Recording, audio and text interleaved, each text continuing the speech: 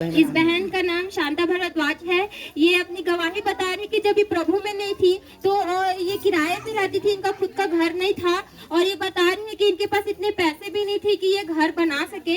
लेकिन जब ये परमेश्वर में आई, जब इन्हें विश्वास किया, चर्च कंटिन्यू आए, पास्टर जी के द्वारा कंटिन्यू इन लोग के लैंड और घर के लिए भी प्रार्थना होते रही।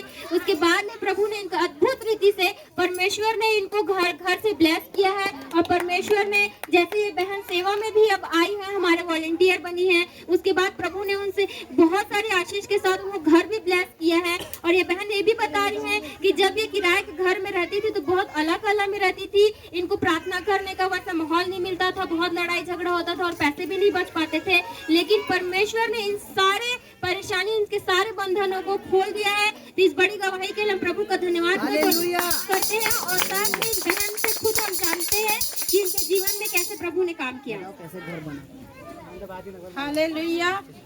हम लोग के पास कोई भी माने मकान वगैरह नहीं था, न जमीन था, जिसके कारण से हम लोग बहुत परेशान थे। और हम लोग किराए के मकान में रहते थे। वहाँ मैंने सोचते रहते थे कि प्रभु हम लोग के लिए भी एक माने घर बना कर देते। प्रभु हम आपकी माने आराधना प्रार्थना के जरिए हम लोग माने आपके भरोसे विश्वास में है। पिता हमें एक मकान बना कर दे दीजिए। तो प्रभु ने हमें हमारी प्रार्थना को सुन लिया। और हम लोग जैसे किराए के मकान में रहते थे तो वहाँ हमें कोई भी प्रकार से आराधना प्रार्थना के लिए जगह नहीं मिल रहा था और हमें बहुत दिक्कत होती थी प्रभु की महिमा के लिए। तो हमने प्रभु से ये भी प्रार्थना की, प्रभु हमें आपकी महिमा के लिए हमें मकान दिला दे और तेरी जहाँ इच्छा है, जैसी हम लोग के लिए इच्छा है, उस जगह को चुन कर हमें दे पिता। तो हमें और हम लोग किसी भी तरह से लेने के लायक नहीं थे, लेकिन प्रभु ने हमारे लिए उस जगह को चुना। हमें प्रभु ने वो मकान अपने तरफ से हमें गिफ्ट में दिया।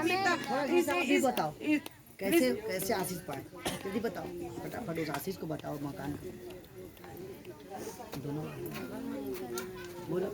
हालेलुया।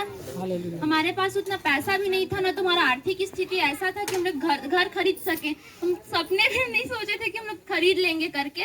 और किराए के लिए भी पैसा नहीं रहता था। और क्या, जब भी किराए के घर में जाते थे लड़ाई होता था और हमेशा प्रार्थना आराधना में रुकावट होता था। तो प्रभु से विनती किया कि कम से कम तेरी महिमा के लिए हमको ऐसा घर दे जहाँ तेरी प्रार्थना आराधना हम दिल से कर सके और तेरी मौजूदगी हो करके। तो प्रभु ने हमारी विनती को सुना और हमें घर से आशीषित किया और वचन